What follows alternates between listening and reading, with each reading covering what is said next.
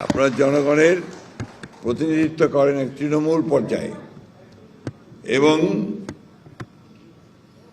বাংলাদেশের যে শাসন ব্যবস্থা সেই ব্যবস্থার একেবারে গোড়ায় আপনারা, সেই জন্য আপনারা সবচেয়ে বেশি গুরুত্বপূর্ণ সরকারের কাছে, দেশের কাছে, মানুষের কাছে। একটা দেশ তখনই শক্তিশালী হয় যখন তার স্থানীয় সরকারটা শক্তিশালী হয়, অর্থাৎ নিরপেক্ষ নির্বাচন হবে। আপনাদেরকে জনগণের ভালোবাসা নিয়েই আপনাদেরকে কিন্তু নির্বাচিত হতে হবে। চেয়ারম্যান বলেন, মেম্বার বলেন, তারা জনগণের ভালোবাসা নিয়ে নির্বাচিত হবেন। যারা মহিলা এমপি সদস্য হন তাদেরকে সেইভাবে নির্বাচিত হতে হবে।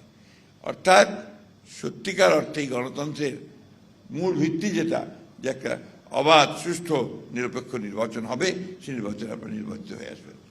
এই নির্বাচনটা হয়ে গেলে আমার একটা প্রস্তাব আছে, আপনারা সবাই যখন নির্বাচিত হবে যাবেন, তখন আপনারা একটা জাতীয় সংগঠন তৈরি করবেন আপনাদের মেম্বার চেম্বারদের, অর্থাৎ আপনার স্থানীয় সরকারের একটা জাতীয় সংগঠন।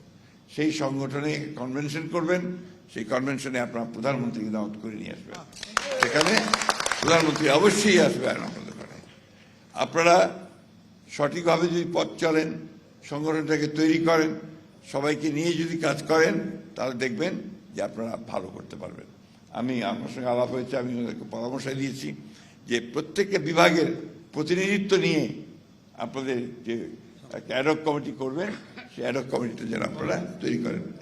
আমি বলবো না, এটা আপনারা তৈরি করবেন, তাহলে আপনাদের শক্তিশালী হবে সংগঠন। কাউকে বাদ দিয়ে নয়, যারা শক্তিশালী, তাদের জাতীয়তাবাদে বিশ্বাস করে, বাংলাদেশের স্বাধীনতা সম্বন্ধে বিশ্বাস করে, তাদেরকে নিয়েই আপনারা এই সংগঠন তৈরি করবেন। আপনারা আমাকে আজকে এখানে কথা বলার সুযোগ দিয়েছেন, সেজন্য আমি আপনাদেরকে আন্তরিক ধন্যবাদ এবং কৃতজ্ঞতা জানাচ্ছি। ইনশাআল্লাহ আমরা আপনারা যে ট্রাস্টের কথা বলেছেন, ফান্ডের কথা বলেছেন, আমরা চেষ্টা করব যাতে করে আপনাদের এগুলো সঠিকভাবে আপনারা ব্যবহার করতে পারেন, সে ব্যবস্থাটা আমরা অবশ্যই করব। আমরা লোকাল গভর্নমেন্টের থেকে আপনাদের এইটুকু নিশ্চয়তা দিচ্ছি যে আমরা সঠিক পথে, ন্যায়ের পথে এবং আপনাদের উন্নয়নের জন্য আমরা কাজ করে যাব। আপনাদের সকলকে অনেক ধন্যবাদ। আসসালামু আলাইকুম।